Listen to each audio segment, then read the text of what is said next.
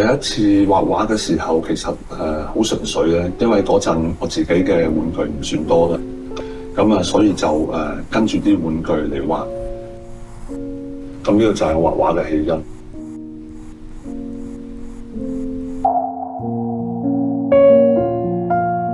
我係龍家星，我係一個繪本嘅作家，亦都係一位創作《The Monster》嘅藝術家。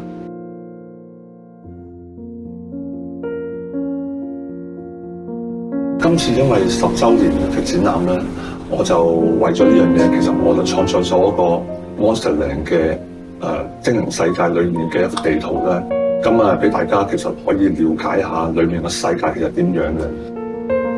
咁啊，其實好得意就係裏面嘅呢個神秘的布卡有一個市集咧。咁個市集其實裏面有好多人可以喺度唱下歌啊，聽下音樂啊，飲下嘢啊，睇下風景啊。地圖嘅左上角裏面就係呢個米羅安魂曲裏面嘅一個小島，阿甲同阿月裏面喺呢個小島靜靜地發生嘅一件故事。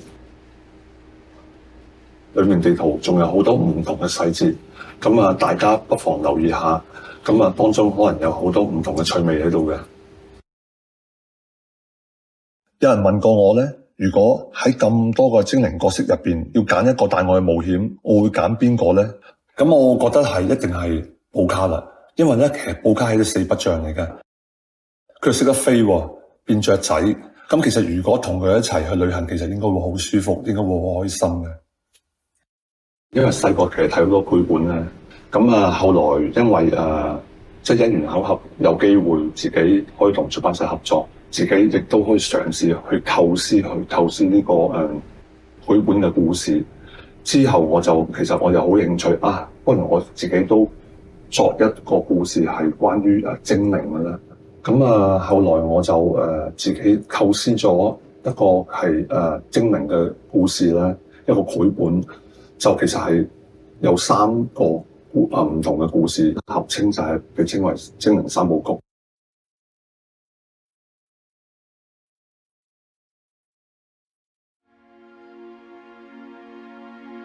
我當初其實點解我係會喺嗰個米羅安魂曲裏面，我就要聽Max Rider 嘅歌咧，因為音樂其實佢都有一個起落。咁其實同繪本我哋創作都係好相似嘅。我哋開頭點樣講個故事咧，嗰個世界觀係點樣，或者嗰個故事內容係點樣，跟住後尾有個高潮位，再係收呢個故事嘅收尾嘅。我創作繪本嗰時，我就揾一首音樂代咗入去，係容易俾我係可以創作一個故事嘅起承轉合咧。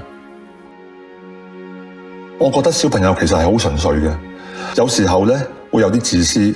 但係有時候又會好自然喎，唔計較咧，咁將自己好鍾意嘅嘢同朋友分享，就係基於呢種靈感咧，我就創作咗呢個友情被考驗嘅故事啊。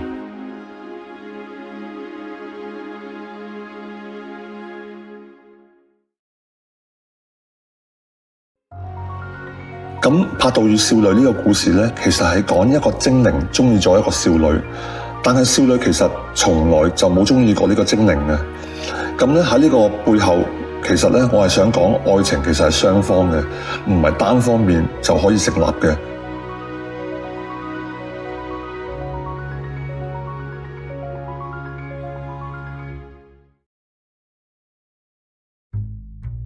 喺呢個故事裏面，有一幕就係呢個音樂家終於成咗名，喺呢個廣場嗰度咧，係咪喺度奏音樂啦？咁周圍都好多村民都嚟咗啦，一齊聽啦，或者跳舞啦咁樣，咁場面好熱鬧。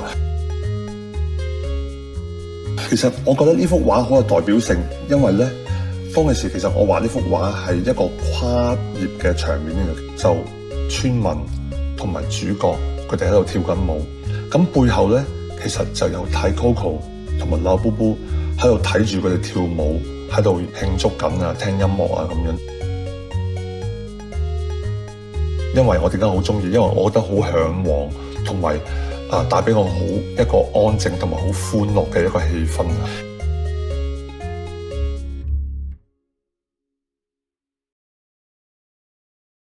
咁漸漸其實喺呢個精靈嘅世界，裏邊嘅唔同嘅角色就從繪本就走出嚟，我哋現實嘅世界就變成咗大家今日睇到嘅精靈嘅角色，即係我哋嘅 The Monster 系列咧。喺呢個精靈世界，其實我創造咗好多唔同嘅一啲其他嘅角色啦。咁啊，例如譬如好似有一隻係類似好似老布布咁嘅樣，但係佢係尾巴嘅，咁佢係蟬毛毛啦。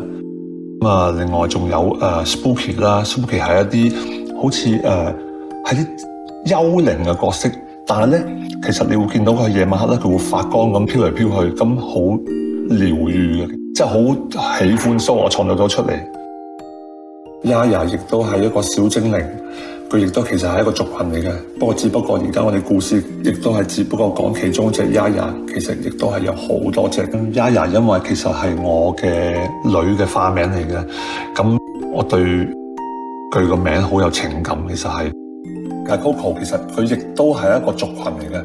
咁只不過而家就出現咗一個大 Coco， 咁啊，其實其中佢同其中一隻嘅老布布係談呢個戀愛啦，係。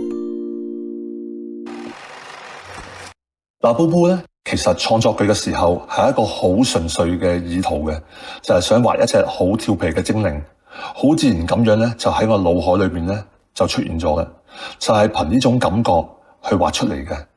畫完出嚟，即刻感覺得係我心目中理想嘅精靈。